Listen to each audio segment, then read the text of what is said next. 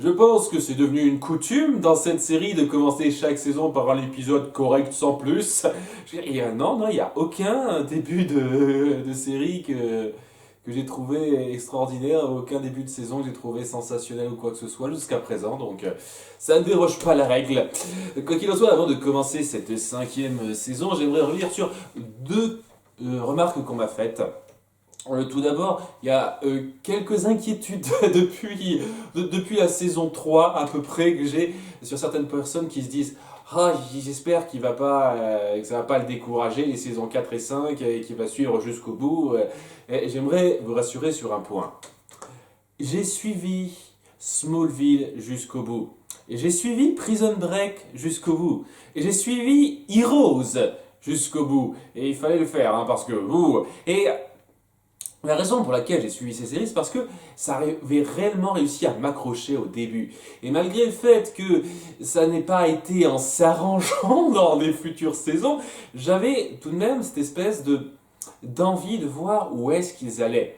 Et ouais, pour certains trucs, ça a été plus difficile que d'autres. Heroes, la première saison géniale, à partir de la 2, ça commençait déjà à descendre et c'était pathétique vers la fin. Mais n'empêche que j'ai suivi jusqu'au bout parce que je voulais savoir comment ça se terminait. Et la seule chose qui me ferait me désister de cette série Once Upon a Time, sachant qu'elle m'a accroché au début, hein, ces 3 premières saisons sont très bien, ce serait que ça dure vraiment de façon beaucoup trop longue. C'est-à-dire que ça aille jusqu'à 12, 13 saisons, que ça ne sache pas quand s'arrêter et que ça devienne mauvais, hein, cette espèce de ressenti médiocre depuis plusieurs saisons. À ce moment-là, oui. Mais là, si ça va jusqu'à 7, 8 saisons, même jusqu'à 10, en dépit de la qualité, je suivrai jusqu'au bout. Hein, soyez assurés à ce niveau-là. Autre remarque qu'on m'a faite, ça c'est par rapport à un spoiler... entre guillemets, je sais pas si on peut appeler ça un spoiler, c'est plus un avertissement pour pas que je me fasse d'autres... que je me prépare à voir certaines choses qui n'arriveront jamais.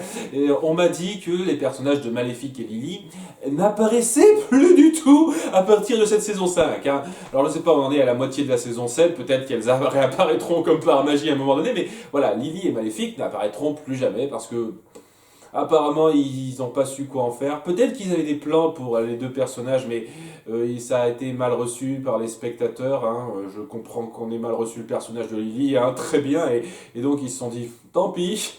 Donc ouais, espèce de lien très particulier, très très fort qu'il y a entre elle et Emma. En fait, ça sert à rien. On va pas jouer dessus ou quoi que ce soit. Et je trouve ça, dans un sens, dommage. Voilà, pas parce que j'aime Lily, pas parce que j'aime Maléfique, j'en ai déjà parlé, je les trouve... voilà, mais voilà, je vais vous parler d'un animé que vous connaissez peut-être qui s'appelle Code Geass, ou Code Geass, je ne sais jamais comment ça se dit. Ça suit une histoire assez intéressante sur pas mal de points. Dans la première saison, il y a 2 personnages, je ne pouvais pas du tout, mais du tout, les blairer. Voilà, c'est viscéralement, j'avais de les cogner et je me disais ah, pourquoi vous insistez sur ces personnages et tout. Et ben, dans la saison 2, ils ont un tout petit peu moins insisté sur un des 2 personnages et l'autre, ils l'ont fait partir sur quelque chose d'un peu différent de ce qu'il y avait avant. Et vous savez quoi? À la fin de cette saison 2, deuxième saison finale, et ben, j'ai réussi à les apprécier un petit peu. Pas énormément, mais un petit peu. C'est une chose pour laquelle je peux vraiment féliciter les créateurs de la série Code Geass, c'est-à-dire de pas être parti sur la facilité en disant oh, ce personnage vous plaît pas, on le vire et on n'explique pas ça. Mais on va dire oh, non, on aime ces personnages, on veut qu'ils aillent quelque part, on va les faire évoluer, vous allez voir que ça va amener à quelque chose. Et ça a été le cas dans Code Geass. Et c'était tout à fait possible que ça marche pour Lily et Maléfique. Hein. Il y avait certains détails qui n'étaient pas mauvais en soi, par rapport au fait notamment que Maléfique veuille entraîner Lily pour qu'elle sache bien maîtriser sa forme de dragon. Ça pouvait amener quelque chose de correct, et on aurait pu manipuler ça, faire en sorte que le personnage puisse s'intégrer un petit peu mieux en évoluant de façon satisfaisante. Voilà, c'est... Donc je dis pas que ah bon débarras c'est génial, le personnage que j'aime pas vous en parlez plus. Je trouve ça dommage que vous le viriez comme ça et qu'apparemment en tout cas pour l'instant c'est l'impression que ça me donne, on va plus du tout le mentionner. Hein. Ou alors j'espère au moins qu'il aura ça pour lui, le personnage, c'est-à-dire qu'on évoquera rapidement le fait qu'il est plus là pour telle ou telle raison, ce qui n'a jamais été fait pour Rouge, par exemple. Elle est plus là parce que on n'explique pas son personnage n'est plus là, c'est tout. Hein. donc ouais, j'espère au moins qu'ils auront ce petit traitement là pour terminer. Mais voilà, c'est une façon de, c'est un échappatoire très facile, trop facile, qui est pas la marque d'une grande écriture à nouveau. Ah, mais bon, comme je l'ai dit, cette série ne sait pas gérer ses seconds rôles.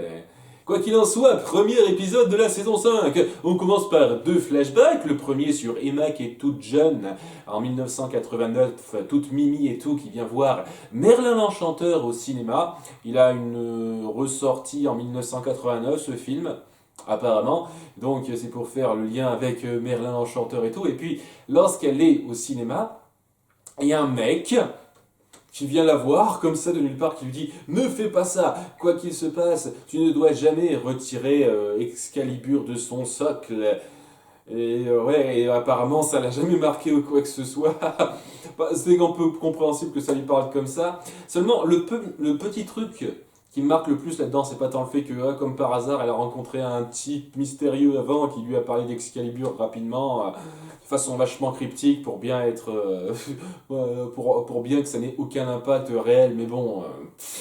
C'est histoire de dire, ah, il y a des gens qui ont essayé d'avertir ça avant. Je suis certain qu'il va y avoir. Qu'elle va prendre la mauvaise décision par rapport à ce qu'on voit dans cet épisode, hein, certain que ça va être le cas, mais voilà, le plus gros souci que j'ai avec ça, c'est surtout le fait que, ouais, donc là, on confirme complètement que les films Disney animés existent. Et donc, voilà, il y a énormément de personnages, surtout maintenant avec la Reine des Neiges, et on va voir dans pas longtemps avec Rebelle, qui suivent exactement le même schéma que le film, exactement le même look, que je me dis, ouais, c'est quand même un petit peu bizarre, comme ce gros comme par hasard. Il me semble qu'un commentaire m'avait dit il y a quelques temps que ce sera expliqué dans cette saison. J'attends de voir ça, je suis pas emballé par le concept, mais bon, on verra bien. Peut-être que ce sera bien expliqué, allez savoir. Donc, ouais, il y a ça. Le deuxième flashback, c'est autour d'Arthur et Lancelot qui fait une rapide réapparition dans le passé. Donc ouais, apparemment le royaume de Camelot était fort lointain et donc il n'a pas été pris par la malédiction, il a juste été figé dans le temps comme des tas d'autres. Et donc Arthur s'apprête à libérer Excalibur de son rocher juste après avoir vu un autre type tenter ça et être réduit en cendres. Et il y arrive seulement, Excalibur n'est pas complète, il manque un bout, il manque la moitié de fin. Et ça va être un petit peu la quête qui se sera fixée par la suite. Et en transition, on démontre de façon claire que le bout manquant d'Excalibur, et ben en fait, c'est ce qui sert à faire la dague du Ténébreux. Donc, ouais, ces deux éléments sont liés. Je serais prêt à parier que ça vient très certainement de Merlin qui a vu dans la magie contenue dans Excalibur une puissance assez forte pour pouvoir contrôler les ténèbres et tout, et c'est pour ça qu'à partir d'Excalibur, il a créé donc la dague du ténébreux. C'est la première conclusion qui me vient en tête en voyant ça, et c'est pas forcément mauvais comme lien, donc ça peut être pas mal, et enfin bref, en étant transformée en ténébreuse, Emma se voit téléportée à l'endroit d'où les ténébreux renaissent. Ce qui me fait dire un truc. Est-ce que, en fin de compte, ce que Bellfire a fait quand il a ressuscité Rumpelstiltskin, est-ce qu'il a en fait libéré les ténèbres qui étaient là? Est-ce que les ténèbres pouvaient s'auto-contenir dans cette espèce de socle qui contient le ténébreux?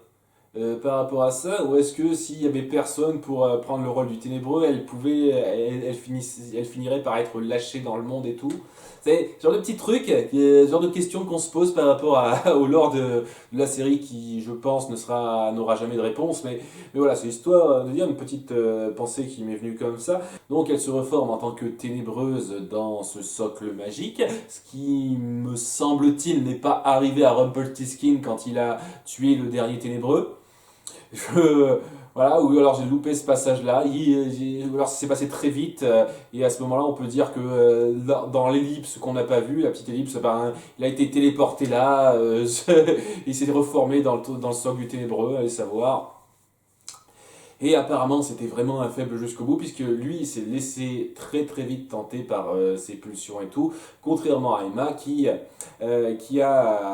tentée par des pulsions très ténébreuses, par une apparition de Rumpelstiltskin ténébreux, sachant que c'est juste une image que les ténèbres lui font voir, hein, et il peut en prendre plusieurs. Bon, c'est plus pratique avec le vieux Rumpelstiltskin à la peau verte, qui est toujours très sympathique à suivre, même si c'est...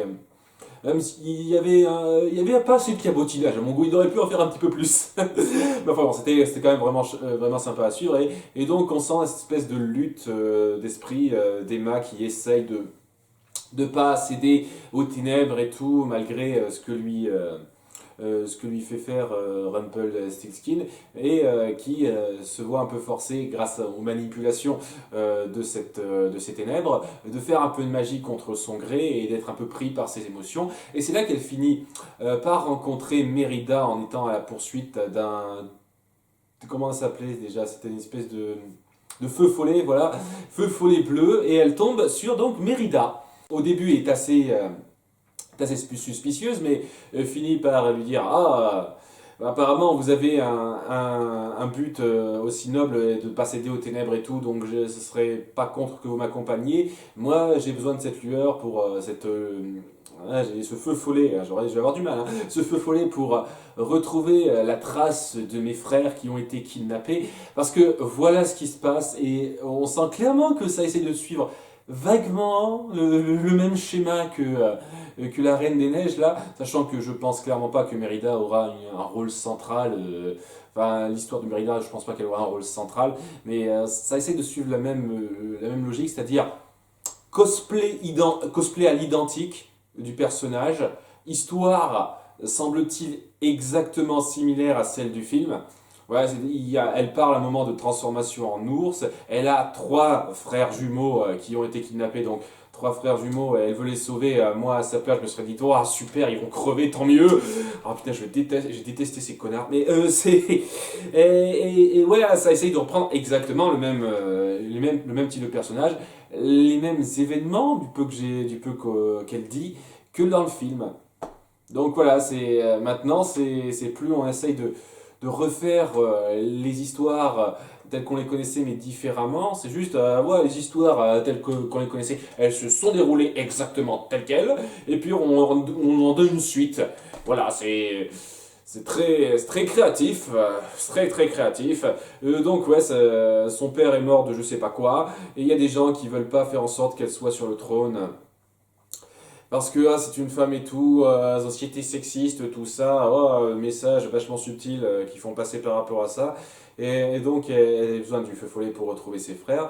Et alors qu'elles sont toutes les deux en chemin pour aller là-bas, pour essayer de voir si elles peuvent pas se partager un petit peu ce que le feu follet pourra leur dire. Oui, parce que le feu follet, en gros, quand on le ramène chez lui, il nous donne des informations en fait. Il nous donne des informations qu'on veut. Seulement, voilà, en chemin, Rumpelstiltskin, enfin les ténèbres d'Emma lui disent que malheureusement, ça peut marcher que pour une personne. Elles peuvent obéir qu'au souhait d'une personne, sachant que cette même personne pourrait juste souhaiter différentes choses. Je veux dire, si le feu follet lui est lié à cette personne toute sa vie, ça veut dire que très certainement, il pourra lui octroyer plusieurs services. Donc si ça se passe bien entre elles deux, eh ben Emma pourra demander après coup à Mérida de lui amener là où elle veut. Ça me paraît un peu logique. Non? Non, je sais pas, Personne n'y a réfléchi et donc tout de suite Emma se dit ah non mais si elle va avoir ce qu'elle souhaite je pourrais pas avoir ce que je souhaite moi et voilà donc elle est prise par le tout et alors qu'elle discute avec sa part de ténèbres à voix haute, Mérida l'entend et elle décide de prendre de l'avance sur elle et de se barrer. Mais Emma la rattrape en se forçant à faire de la magie. Et Mérida, très conne, se dit non, t'approche pas, lui tire une flèche, elle la rattrape, Emma, non, elle a combien de flèches, je sais pas, une bonne trentaine dans son cartouche, facile. Quoi. Ouais, parce que là, ouais, elle les enchaîne, les flèches, et à chaque fois, Emma les rattrape, et Mérida se dit pas à un moment donné, ouais, c'est peut-être pas intelligent de continuer comme ça, non, faudrait pas, c'était ridicule à un moment donné, je trouve. Et puis, on arrive au moment où Emma est de plus en plus en conflit avec elle-même, ses ténèbres qui lui disent ah es-tu là, faut pas qu'elle te prive de ce que tu cherches et tout et tout. Elle finit par lui arracher son cœur et être pris dans le doute en voulant l'écraser ou pas. Et c'est là qu'on fait un retour en arrière et on va s'intéresser aux autres personnages à Storybrooke. Donc tout le monde est un petit peu sur les nerfs, mon Dieu, mais où est Emma? Kylian essaye de l'appeler avec la dague, mais elle n'y arrive pas, donc ils se disent ah, elle doit être à Storybrooke. Et oui, et apparemment, il n'y a pas 36 façons d'aller à Storybrooke maintenant. La seule façon de faire pour eux, c'est d'utiliser la baguette de l'apprenti sorcier. Voilà, la baguette de l'apprenti sorcier qui leur dit ouais, pour pouvoir l'utiliser, il faut avoir une part égale de lumière et de ténèbres. Hein? D'ailleurs, tu veux dire que tu as une part de ténèbres en toi, apprenti sorcier? J'ai pas compris ça.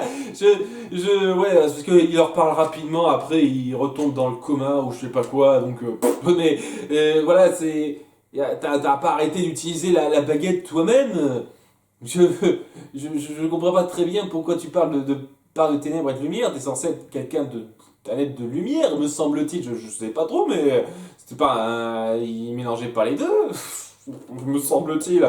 Regina essaye d'utiliser la baguette, mais non, ça ne marche pas et ils se disent ah il faudrait peut-être utiliser quelqu'un d'autre, quelqu'un qui a encore sa part de ténèbres. Parce que maintenant oui, Regina n'a plus de part de ténèbres en elle, mais vraiment plus aucune. Il y a pas très longtemps, elle a été prête à effacer Zelena de l'existence et pas très longtemps avant, ça la dérangeait pas de manipuler le cœur de Belle pour pouvoir contrôler Rumpelstiltskin. Ce qui paraît quand même être des actes très gris, hein. C'est pas des actes très lumineux, hein, personnellement, mais non, maintenant elle a plus de part de ténèbres en elle, elle est complètement dans la lumière, donc ça ne peut pas marcher. Voilà, ce qui veut dire, ah, il faut utiliser quelqu'un qui sait faire ça, et je vous le donne en mille et mille, qu'est-ce que c'est, qui sait que ça peut être? Zelena. Voilà, on force le personnage là-dedans, c'est clair et net. Voilà, il faut que le personnage ait une importance, semble-t-il. Et donc, Regina vient la voir pour savoir ce qu'elle peut dire, et malgré tout, elle n'accepte pas de la libérer. Voilà, bon, en gros, tout ce qu'elles apprennent de Zelena à ce moment-là, c'est qu'il faut un objet de la personne qui puisse permettre de la retracer dans le monde dans lequel elle est. Voilà, c'est la seule chose qui est dite, et c'est tout. Et donc, Regina va essayer de faire ça elle-même hors champ, et apparemment, elle n'arrivera à rien, et c'est là que Kylian, qui est impatient et tout, se dit ah il faut peut-être arriver à accélérer ça. Il vient voir Henri pour lui dire hey, tu pourrais pas faire ça avec ta plume, et il dit ah non je l'ai cassé. Tu l'as quoi? Et là je m'attendais à un moment intéressant et au final c'est parti sur une grosse connerie pour moi, où Henri dit ah maman ne voudrait pas que je fasse ça, elle veut que je sois bon. Sachant que oui, utiliser la magie, c'est pas être bon ou méchant, c'est être c'est utiliser de la magie, hein. Ça dépend comment on l'utilise, hein. La magie n'est pas forcément mauvaise. C'est quoi cette connerie? Il y a énormément de moments magiques où lorsqu'on fait de la magie, c'était une bonne chose. Lorsqu'on guérit des gens et tout, C'est un pouvoir très particulier, mais qui est neutre en soi, hein, le pouvoir de la plume magique. Donc oui, il dit, ah, je ne peux pas faire ça, je veux prouver que je suis bon. Par contre, ça ne me dérange pas de t'aider à libérer Zelena, cette espèce de psychopathe staré, pour nous aider à retrouver ma mère. Ah, ça, c'est clairement un acte de bien, hein. Ouais, connerie, donc ouais, il aide Kylian à essayer de la sortir de là pour qu'elle les aide. Kylian n'est pas complètement stupide, il se dit ouais, on va peut-être pas lui faire totalement confiance, hein. On n'est pas complètement stupide, et il se dit ok, je vais utiliser une potion qui permet de retirer le cœur, retirer un cœur. Donc il essaye de lui arracher son cœur pour être sûr qu'elle lui obéisse, mais malheureusement, elle n'était pas complètement conne. Zelena, elle a déjà prévu le coup, elle est protégée par magie. Et c'est là qu'elle décide de lui piquer un de ses couteaux. Et d'un trait, plaque, elle se coupe l'avant-bras qui tient le bracelet qui lui prive de ses pouvoirs. Alors, juste un truc, elle a quelle force dans les bras? Parce que, sincèrement, même en y mettant toute la force que vous voulez, c'est pas comme ça. Ça se découpe pas comme ça, un bras, quoi. Il y a un os, là, hein, ça se découpe pas comme ça. Ou alors le couteau était ultra méga aiguisé, hein, parce que là, voilà, c'est juste histoire de dire. Et donc, ouais, elle se découpe le bras, ce qui lui permet de s'arracher le bracelet qui l'ôte de ses pouvoirs et de se le remettre. Le bout du bras, donc elle a toute sa magie, elle est partie et tout, et c'est la panique et tout quand Kylian vient prévenir tout le monde, et elle se fait passer pour Regina très rapidement, Zelena, en disant ouais, il faut que je t'amène ailleurs, ce qui n'amène absolument rien.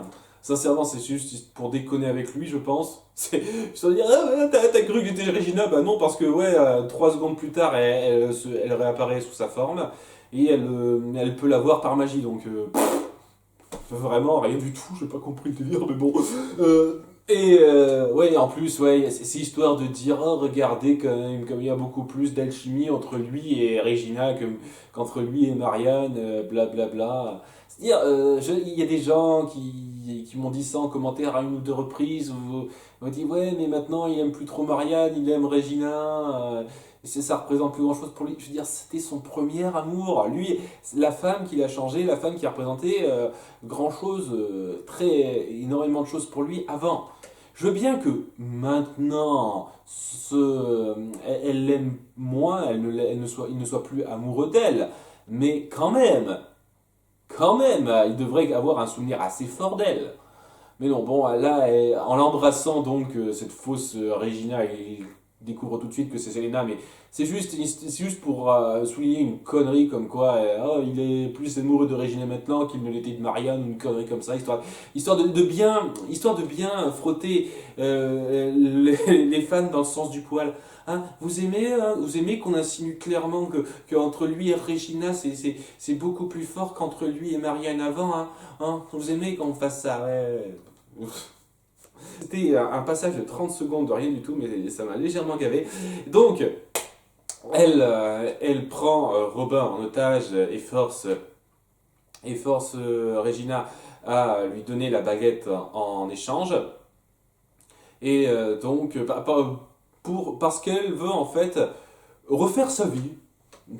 Tout simplement. Elle a plus envie d'être ici, elle en a marre de Robin, Regina et tout, elle veut plus gâcher sa vie et tout. Elle se dit, ah maintenant il y a une personne qui va m'aimer pour ce que je suis, alors qu'il y avait d'autres personnes qui t'aimaient pour ce que tu es, mais c'est juste que tu t'es comporté comme une débile énervée et jalouse avant, hein. C'est ça qui a fait en sorte que les gens t'aiment plus, hein.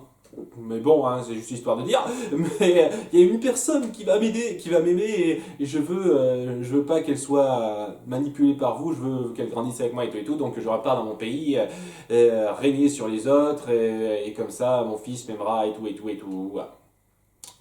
Donc ouais, elle commence à lancer le sort et Regina, juste à ce moment-là, profite du fait que ça l'a affaibli pour lui remettre un bracelet.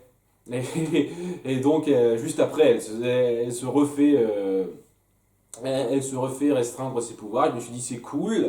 Dans un sens, c'était pas mal, relativement intelligent. Et ça me faisait légèrement espérer, ah ouais, peut-être qu'en fait, Zelena va pas avoir autant d'importance que je l'espérais.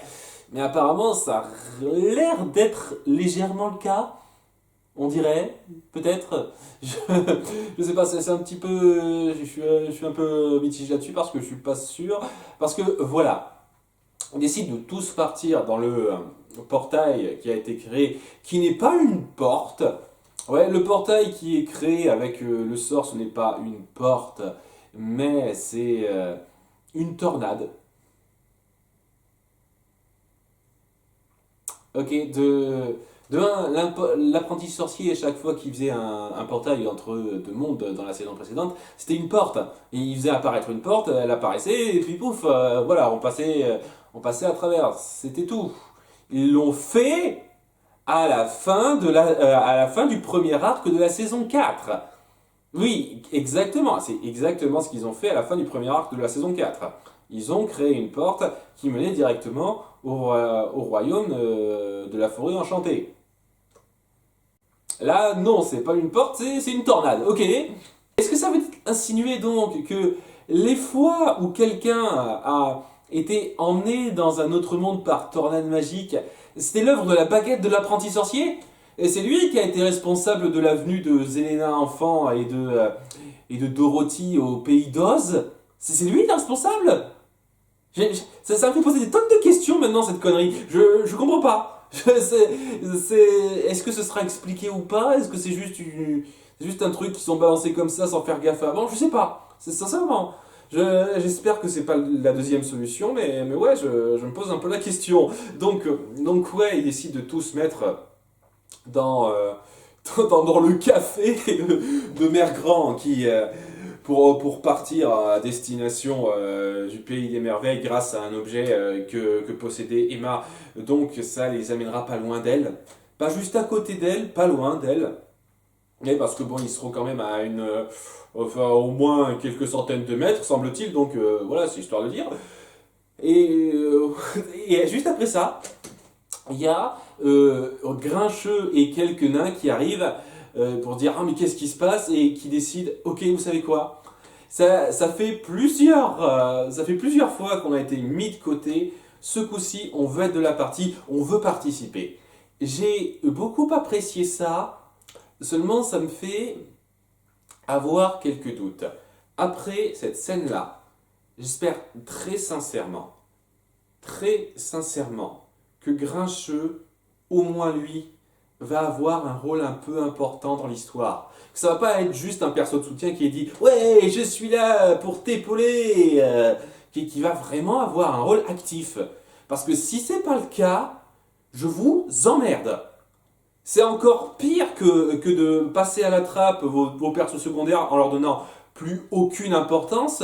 C'est dire, ah tiens, on a été mis de côté, on veut participer, et au final, vous les faites à peine participer et qu'ils ont juste un acte de présence. J'espère vraiment qu'ils vont avoir une importance. Ouais, par contre, hein, c'est que, hein, il ne faut pas s'attendre à grand chose de la part des autres persos secondaires. Hein, Jiminy Cricket, non. Hein, Frankenstein, non. Rouge, elle n'existe plus. Ça se passe au café de Mère Grand, mais Rouge n'est pas là. Elle est jamais là, Rouge. Elle est partie se promener à chaque fois. Je sais pas. Vous savez, c'est un truc. Apparemment, l'actrice a dû cartonner, être à fond dans une autre série en parallèle à ce moment-là. Je ne sais plus laquelle. On m'a dit le nom en commentaire. Je me souviens plus du nom, mais et je peux comprendre qu'elle soit plus intéressée par cette autre série que celle-là, mais si à ce stade vous vous rendez pas compte que vous pouvez plus rien faire avec le personnage, vous pourriez pas mettre en place un épisode qui la fasse partir, qui la fasse dire ok, c'est terminé, ce personnage n'a plus, ce personnage on peut plus l'avoir longtemps, on va en finir avec lui avec un épisode où on le glorifie un petit peu et puis au revoir. Ça a déjà été fait avant et très sincèrement, vous pouviez facilement essayer d'arranger ça avec l'autre série pour que l'actrice n'ait pas puisse avoir un rôle un peu plus faible dans un ou deux épisodes, histoire de dire, ce qui lui donnerait la possibilité de jouer de façon plus poussée dans un ou deux épisodes de Once Upon a Time, et que dans ces un ou deux épisodes, elle puisse faire ses au revoir d'une façon ou d'une autre. Genre qu'elle trouve sa place ailleurs, ou qu'elle meurt en se sacrifiant, ou un truc comme ça. À ce moment-là, ok. Mais ce que vous faites, là, avec Rouge, c'est du foutage de gueule. C'est vraiment du foutage de gueule. Surtout quand vous n'arrêtez pas de montrer le café de Mère Grand, alors qu'elle est censée être serveuse, là. Hein. Ça a jamais été... on n'a jamais dit le contraire, on n'a jamais dit, ah tiens, elle s'est reconvertie à autre part, ou quoi que ce soit, non. Donc, ouais, c'est histoire de dire... Et comme je l'ai dit, j'attends de voir, j'espère que certains persos secondaires vont avoir plus d'importance qu'avant. On a donc Grincheux, on a Mère Grand qui est là. C'est la histoire de... Je m'attendais vraiment pas à ce que Mère Grand ait plus de temps d'écran que Rouge, mais là c'est clairement le cas. Hein. On l'a vu deux, trois fois plus que Rouge. Hein. On a Belle qui les accompagne parce que, ouais, il y a un petit passage avec la Fée Bleue qui lui dit, ah oui, tiens, faut que j'en parle ça. La Fée Bleue qui lui dit, allez, accompagnez-les, vous pourrez leur être utile d'une façon ou d'une autre parce que je peux le voir maintenant. Alors, les gens aiment bien votre personnage, ce serait bien que vous ayez de l'importance. Donc, on va dire que ouais, vous pouvez leur être utile. Je suis sûr que les scénaristes trouveront un moyen de vous rendre utile. Allez-y, allez-y. Mais je veux garder un œil sur Rumpelstiltskin au cas où ils partent sans que je sois là. Et c'est là que... oh punaise, ce passage-là, ça m'a... C'est là que la Fée Bleue... crée par magie une rose rouge qui représente le temps de vie restant à Rumpelstiltskin, la bête, comme elle le dit. Cette rose représente le temps qui reste à la bête. Sérieusement, les gars. C'est bon, je sais que c'est tiré de La Belle et la Bête. C'est pas la peine de faire des références aussi rentre dedans, là, merde. Waouh. Putain, c'était exactement... Oh. Qu'est-ce qu'on a d'autre? On a Robin des Bois et tout, qui viennent. Ouais, en dehors de Grincheux, techniquement, il n'y a pas beaucoup de persos secondaires qui auront l'occasion de briller dans cette nouvelle configuration. Ah oui, et pour Zelena, il l'attache à une chaise avec son bracelet qui lui retire ses pouvoirs et il l'emmène avec eux. Dans le monde des contes de fées, un endroit où on peut trouver des tonnes de trucs magiques, des tonnes de moyens de se tirer de là. Plutôt que de la laisser toute seule croupir dans son asile où il n'y a personne qui aura envie de la sauver, on l'amène là-bas et c'est clair et net. Je sens que ça viendra, qu'elle va se libérer et qu'elle va signifier une menace à un moment donné. Et ouais, bon, hein, pour l'instant, je suis pas particulièrement chaud, donc on verra bien. Enfin bon, ils arrivent à Storybrooke en ayant suivi Emma, donc une affaire qui appartient à Emma, et grâce à ça, il l'empêche juste à temps, hein, parce que comme par hasard, hein, de tuer Mérida. En prise avec son conflit intérieur, c'est-à-dire cette espèce de représentation du ténébreux qui lui dit tu l'as, il faut que tu arrives à tes fins et tout, et elle finit par se ressaisir, remettre le cœur dans la poitrine de Mérida. Et donc c'est là que Mérida lui dit oh, ok, sans rancune presque, en disant ouais, vous avez montré qu'il ne faut pas céder à sa noirceur et tout, et donc les gens qui ont kidnappé mes frères, je vais pas les tuer, je vais leur casser la gueule, mais je vais pas les tuer, donc voilà. Et donc elle part avec son feu follet retrouver ses trois frères, et je sais pas, est-ce qu'elle va avoir de l'importance ou pas par la suite? J'en sais trop rien. Personnellement, je suis pas un fan de Mérida à la base, donc qu'elle ait une présence ou pas, ça me parle pas plus qu'autre chose. Mais bon, sait-on jamais, peut-être que son feu follet aura une importance. D'ailleurs, juste un truc, elle a dit que son père était mort, mais est-ce que sa mère est morte ou pas? Ça s'est pas dit. Hein, Parce que pour moi, sa mère est quand même vachement importante, hein, beaucoup plus que son père hein, dans l'histoire. J'en sais rien, je sais pas. Il pourrait trouver un moyen d'incorporer ça de façon intéressante, mais je sais pas. Pour l'instant, ça m'a pas fait grimper au rideau ce truc-là. Enfin bon, Emma se dit ouais, il faut que je résiste à la tentation, faut pas que je vire ténébreuse, il faut vite retrouver Merlin. Et c'est là qu'elle décide de confier la dague à Regina, oui, parce que ouais, la dague c'est passé de main en main, et puis tout le monde dit ah, Blanche-Neige, ah, il faut que tu récupères ça pour avoir le plein contrôle sur toi-même. Mais non, j'ai peur de succomber. Donc, tiens, Regina, je sais que toi, tu auras le courage de faire ce que les autres ne pourront pas. Ce qui était un moment plutôt joli entre ces deux-là, hein, ces deux personnes qui se font confiance pour aller loin à ce niveau-là. Donc, c'est un bon moment, ça. Et donc, juste après ça, alors qu'ils montrent à Emma leur nouvel endroit, c'est-à-dire le bar-café de chez grand-mère, mère grand, qui est tombé ici. Seulement le bar-café, c'est-à-dire que ça s'est arrêté pile poil, mais pile poil à l'étendue du bâtiment, quoi. Ça n'a même pas fait un cercle ou quoi que ce soit. Et donc, alors qu'ils disent oui, il faut retrouver Merlin, juste après, il y a Arthur et ses compagnons qui arrivent, ses chevaliers qui arrivent, sans Lancelot, en tout cas il me semble, j'ai pas vu Lancelot et j'espère qu'il n'est pas là parce que il est censé être mort, hein, mine de rien. Et donc ils arrivent en disant ouais, on savait que vous seriez là parce que Merlin avait prédit ça il y a longtemps, hein, c'est pas il y a un certain temps, il y a longtemps, il a prédit aussi que vous nous aideriez à le retrouver parce qu'il a disparu et tout et tout. Et donc ils partent en direction de Camelot et ça a l'air d'être parti pour une grande aventure. Ils vont partir à la recherche de Merlin et tout et tout. Seulement, ce n'est pas terminé parce qu'on passe 6 semaines plus tard à Storybrooke. Ben ouais, on pouvait pas quitter Storybrooke quelques épisodes. Il fallait impérativement qu'il y ait toujours une intrigue qui se passe à Storybrooke. Donc ouais, on va toujours être à Storybrooke. Et donc ils sont dans des costumes bizarres et tout, et tout d'un coup on apprend que Emma est devenue purement la ténébreuse, elle est devenue trop dark. Enfin on dit la ténébreuse, pour moi c'est la gothique, hein. C'est que ce look avec les cheveux blonds blancs, les vêtements noirs, cette espèce d'expression ultra sérieuse, j'ai pas d'émotion. Vous avez échoué, je suis devenu la ténébreuse.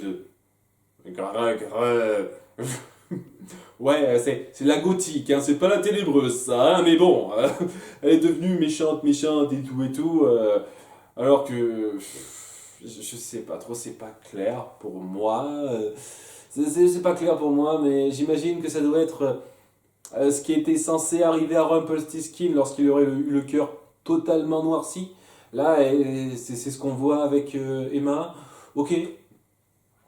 Et le plus gros truc là-dedans, hein, qui me saoule légèrement, c'est le fait que ces 6 semaines qui se sont passées, ben, nos personnages ne s'en souviennent pas.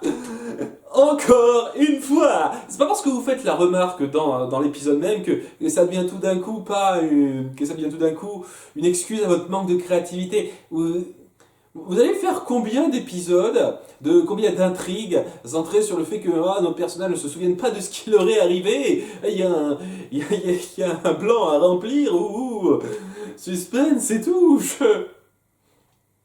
Le principe avec ça, c'est qu'ils veulent clairement essayer de garder leur, leur organisation d'épisodes. C'est-à-dire qu'il va y avoir une partie où l'histoire du présent progressera et une partie où on s'intéressera à des événements du passé. Ok. Il y a plusieurs façons d'outrepasser ça, il y a plusieurs façons de faire une structure similaire sans entrer toujours dans le même principe.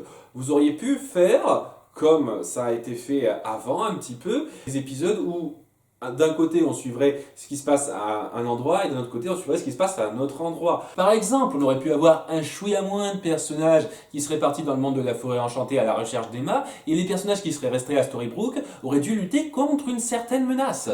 Ça aurait pu le faire, ça aussi. Ça aurait alterné entre deux réalités différentes, deux histoires différentes, ça aurait gardé la structure. Non.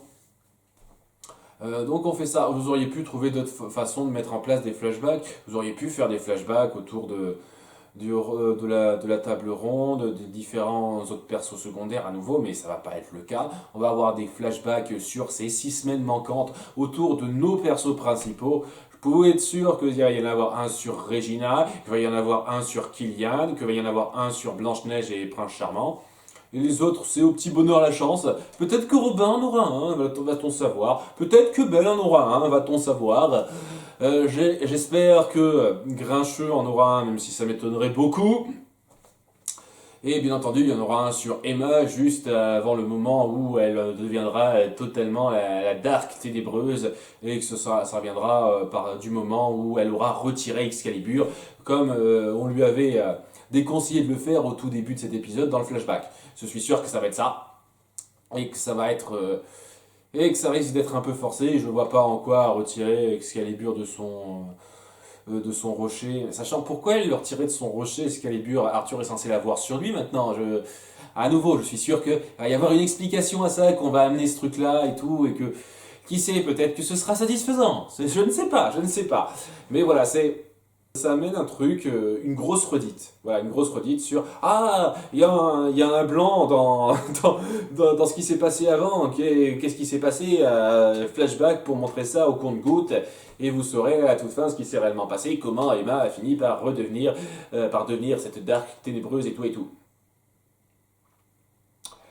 Bien, c'était correct en soi, il y avait pas mal de bons points, de moments de personnages intéressants et d'idées, surtout de moments d'intelligence de la part de certains personnages que j'ai aimés. C'est-à-dire qu'ils se jettent pas dans tel ou tel truc sans réfléchir. Que ce soit Killian Jones qui s'est pas dit ah tiens je vais la libérer et il advienne que pourra non. Il s'est dit on va essayer de gérer ça. Regina qui réfléchit assez vite en se disant tiens on va profiter du fait qu'elle va utiliser la baguette pour la voir juste après. C'était bien ça aussi et pas mal d'autres trucs.